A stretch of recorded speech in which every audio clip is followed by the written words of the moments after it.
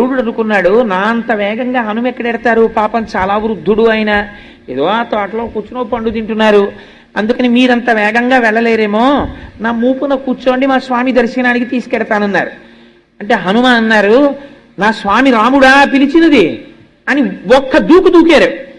గరుడుడి కన్నా వేగం ఉన్నవాడు ఉంటాడు కదా, గరుత్మంతుడు ఆశ్చర్యంగా ఇలా చూశారు, వెళ్ళిపోయారు. ఆయన ఎటు వెళ్ళిపోయాడు ఈయనని ఆయన గబగబా వచ్చారు అంతఃపురంలోకి. వచ్చే లోపల జరిగిన విచిత్రం ఏమిటో తెలుసా అండి?